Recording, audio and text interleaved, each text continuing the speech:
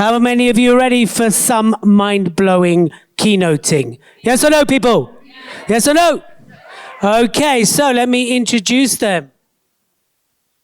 After attending their first National Speaker Association convention in 1995, our next speaker was so inspired they set up and led a steering group to create the UK's Professional Speaking Association.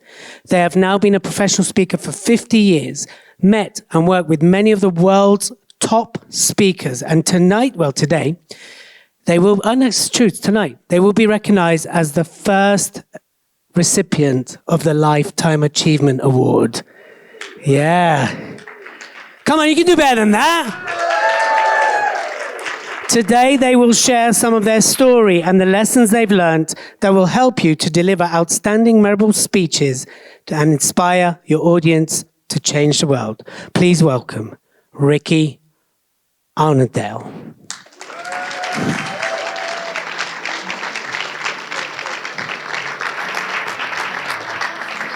Oh no, back over there. Just over there. Yeah, fine. Great. That'll do. Just be careful, that's loose. Okay.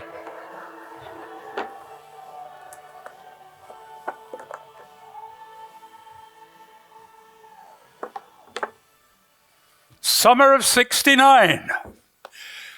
Looking around the room. There's not many of you were there, but I was. I was a Butlins redcoat during the summer of '69. That was a pretty good year, actually, an incredible year. What had happened was that in 1968, the year before, I had spectacularly failed virtually all of my A-levels. So my passion for becoming a nuclear engineer was thwarted completely. And I decided I wasn't going to go into engineering. What I'd do now is I would have a go at social sciences, because I'd heard that they were a really easy go. You could do it all in 1 year, some sociology, economics. And I'm sitting around with a friend of mine in September, and he said, why didn't you do drama? Because we've got the drama course, and I'd missed it for a couple of years while I'd been there. And I really fancied, obviously before I changed gender, I really fancied a couple of the girls who did drama, and one of them walked past, and I sort of made a comment. He said, well, you should see her in a bra and knickers. I said, what? He said, we've only got one changing room for the drama group. I said, okay, I'm in. She had a boyfriend, but it didn't matter. When I got there, I discovered there was one big part up for grabs. They were doing Shakespeare's Julius Caesar. Every year they did the GCSE exam question. So this was going to be Julius Caesar, and the one part still open. My friend was doing Cassius. Another guy had got Brutus. I thought, I've got to do Mark Antony. So I thought, I've got to audition for this. So I went and learnt the whole friends, Romans, countrymen speech. You know that one? You've probably heard bits of it from things. I have to tell you, that was an amazing inspiration. That wasn't the start of my speaking career, but it was the foundation. If you have not done so yet, and you want to be a great speaker, go and take some drama lessons. It's not about acting, it's about learning performance skills. It's about learning how to get up on the stage and not be frightened to do things that are really scary. To move your hands and become bigger. By the way, I made a mistake here. I noticed all the women here are wearing sensible shoes. Stupid me decides to wear heels. I haven't worn for years, but never mind. So if I fall off, just worry about it. I'll kick them off the stage, but there we go. So that was the whole start of my thing. Have a look at that Friends, Romans, Countrymen speech. It is absolutely brilliant. Mark Antony turned around a hostile crowd that wanted to kill him because he was a friend of this tyrant. And in the space of one speech, he turned them around so that they then put all their anger against the conspirators. And if you look at the way Shakespeare constructed that speech, you will learn so much about how to create and build a really powerful speech. And if you want another one, have a look at the Crispin Day speech in Henry V, because that's another absolutely brilliant one. So there was where we go. So why am I here today? I want you to do me a favor. I want you to change the world. Yeah, you up for that? Isn't that, I mean, face it, isn't that why we do this? We want to make a change. We want to change the world. We want people to make. The problem is that change is difficult. And the problem is with speaking. Fundamental mistake. So many speakers make. And here's the problem. As a speaker, I get to hear a lot of speeches. I get to hear a lot of very awful speeches. And worse than that, because I'm the keynote speaker, they sit me in the front row in a special guest position, so I have to listen to the damn speeches, and I can't even nod off and go to sleep because they can see me in the front row. And it's just boring, awful drivel coming out from people who have not taken the time to learn the simple crafts, the simple things that we all learn. Now, it takes a lifetime. I've been doing this 50 years. Every day I'm still reading something and learning something about how to improve my ability as a speaker. In the old days, I would have started at the back. When the music came on, I'd have run down. I'm 74 now. That isn't going to happen. I'm struggling just to stand in high heels at the moment. But we adapt, don't we, as we get on. Now, here's the problem with change. Do me a favor, fold your arms. Okay? Now fold them the other way. What other way? There isn't another way. That's the same. If that's not feeling uncomfortable, you still haven't figured out how to do it the other way. There are two ways. It's uncomfortable, isn't it? And that's the problem with change. If I ask you to do something that you don't normally do, it's uncomfortable. It's weird. It's difficult. Oh, it's easier the other way. Oh, screw that. I'm going to go back. That's the way we react to change. So if I give you 10 ideas to change your life, what is the chances of you doing any of them? None, is there? You're simply not going to do it. It's too much change. We can't, I have discovered over all those years, we cope with one change at a time. That's it. Now here's the problem. How many speakers have you heard today? Quite a lot. How many are you going to take? How many ideas are you going to take away? I'm just sitting here this afternoon. There's so many good ideas. Now, the great thing is that not all of you are going to think, oh, Ricky's ideas were the best. You're going to think, no, Elliot's state, that's what I want. I want to get that right style right. Oh, no, I'm going to get my book right. That's fine. You've come here because you want to learn something. But I know that unless you make a focus and say, right, one thing, going to change one thing, you pick it and you put some energy into making it happen, that will happen. If you don't, I'll tell you what will happen. I have a shelf in my bookcase. It is about 3 foot wide. On it are all of the notebooks from the past 35 years that I have gone to conferences and taken notes on, okay? I looked at some of those old notes and I realized I was writing my notes so fast, I can't even read what I wrote. So those ideas aren't going to happen. But I was sitting in a conference in the NSA in, I can't even remember what year it was now, a guy called Ken Medema, not actually a speaker. He's a blind pianist. And what he used to do is to come to the conference and he'd sit there and wait. When the speaker had finished, he'd walk up on the stage, go to his grand piano and improvise a song that encapsulated the speech he had just heard. Whoa. So this year, the new president said, oh, I don't want that. We've done that every year, want something different. I said, well, we've already booked him. Well, being the NSA, they couldn't sort of cancel the booking. They said, okay, fine. Get him to do a keynote. I went to Ken and said, we'll do a keynote. He said, well, I've never done a keynote. He said, we've got a lot of coaches. He said, don't worry. And they coached him. The speech was called, The Magic Begins When the Speaker Listens. Magic begins when the speaker listens. That was the title of the speech. He got up, he did 15 minutes about growing up blind and how he learned to adapt to a world through sound. Then he got some people up and he did some sound exercises for about 50 minutes, engaging with them and getting them to listen better. And then he did a little trick. He said, right, come on, who influenced you most? Improvised a song around those.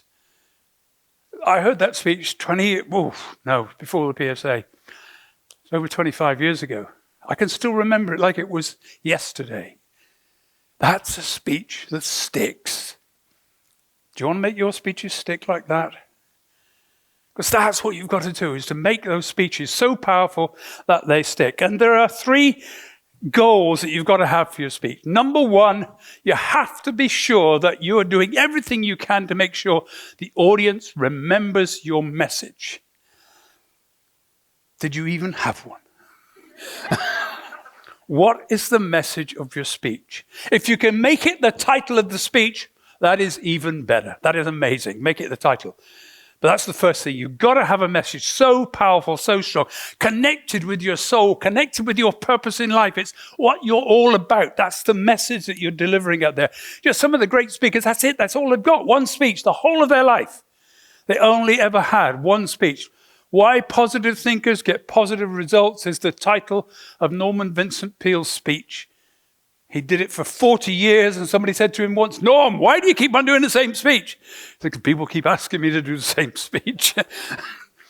It was a brilliant speech. You can still get it on audio. Have a listen to it. Why Positive Thinkers Get Positive Results. The second thing you've got to have is action. People have got to take action. They've got to hear your message, and then they've got to do something.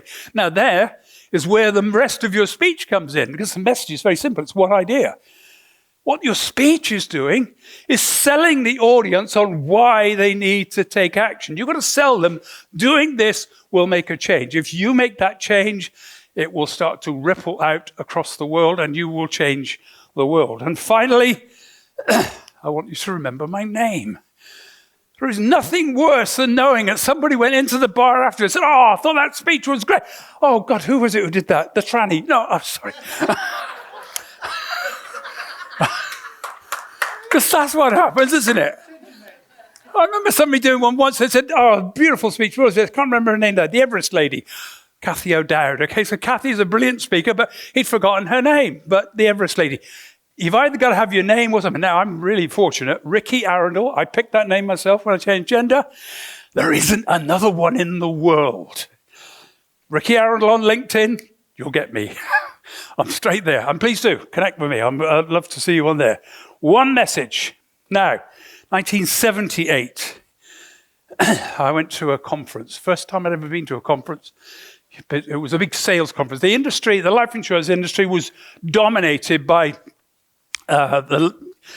big conferences. We loved them. I don't know why. I got into the insurance industry purely by accident. Have no idea how I got there. Spent 25 years in it. And I learned so much about what to do. But anyway, got all these speakers were coming up, 2 days of them. Most of them were really, really boring. 1 or 2 were a little bit of light.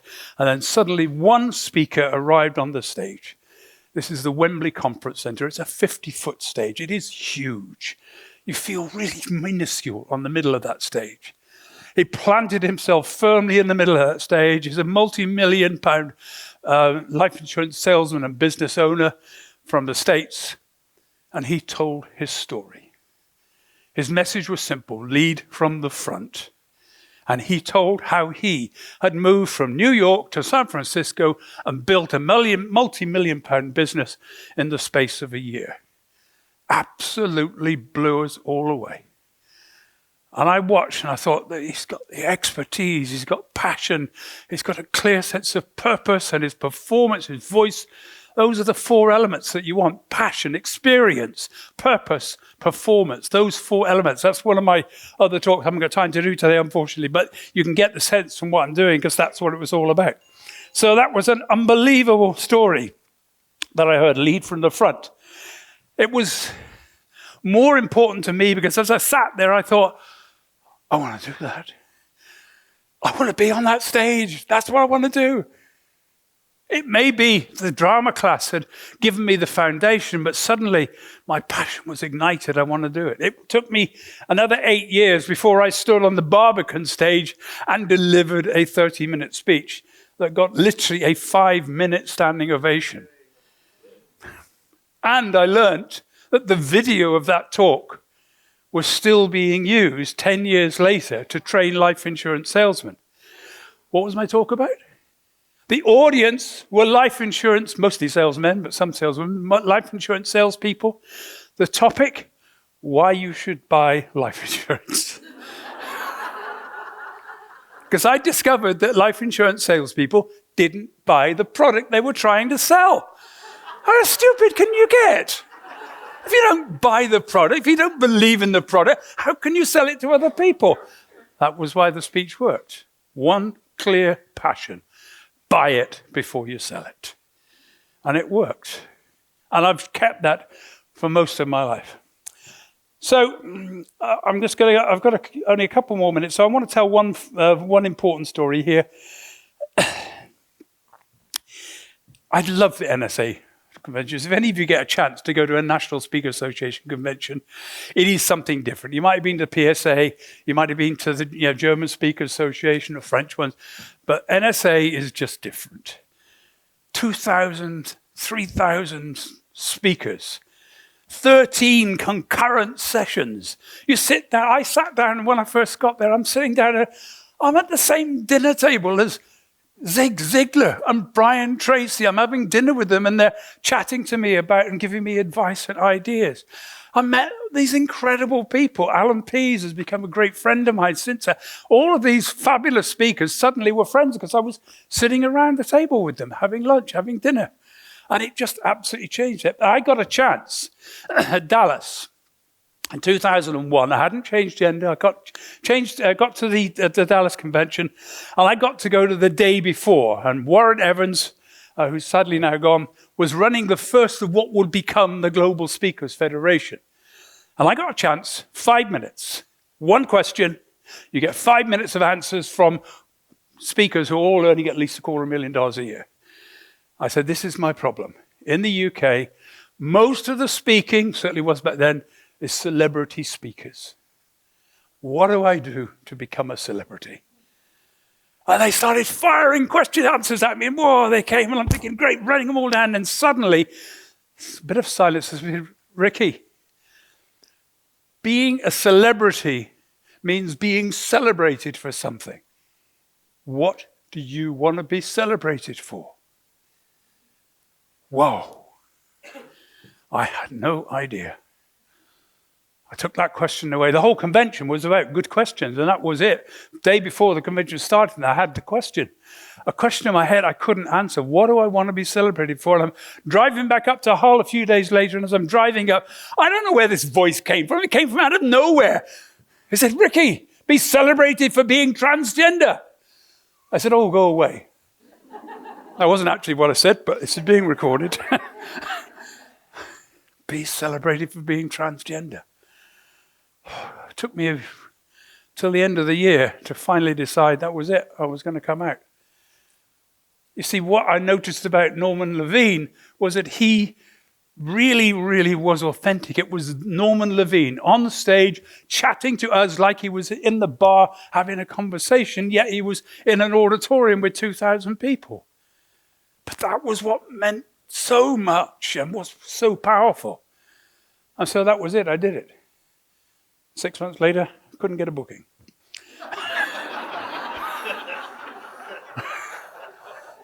Absolutely died. And I sat down and thought, wow, what am I going to do? People won't book me. And people had said, I'm sorry, I've had so much pressure not to book you because you're transgender. And I thought, what do I do? What do I do? And I sat down and I thought, well, if people won't book me because I'm transgender, what do I have to do so they will book me because I'm transgender? And the answer was simple. Become an expert in gender. Off to university, I hadn't got there the first time. Now I could go, and I did a master's degree in gender research.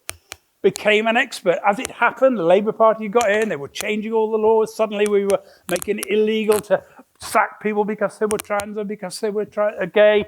And everything was beginning to change. And right at the right time, I was there, the wave had started, and everything was going brilliantly until 2010 when the Conservatives came in and cancelled the whole thing. And today we got rid of them! Oh, thank God for that. Jeez. And we'll get back to having something of a...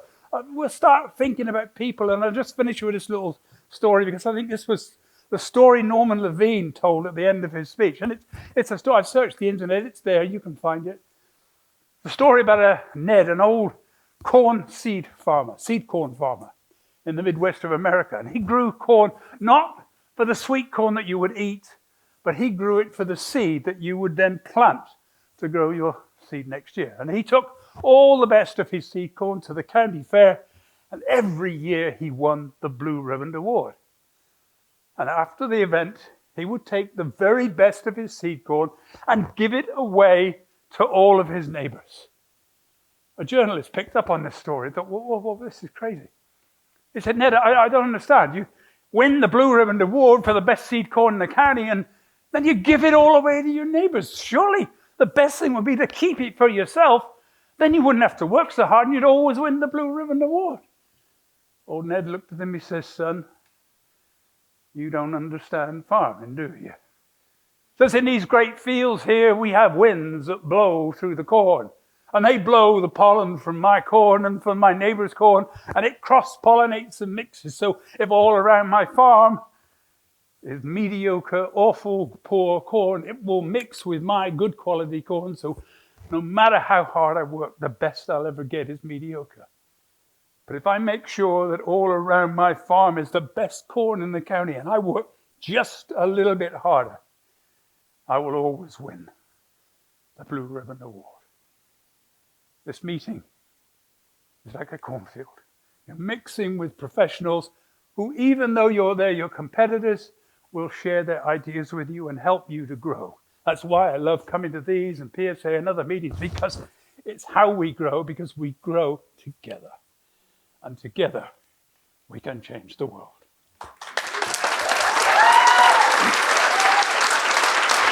Ladies and gentlemen, Ricky Arundel, let's give it a up.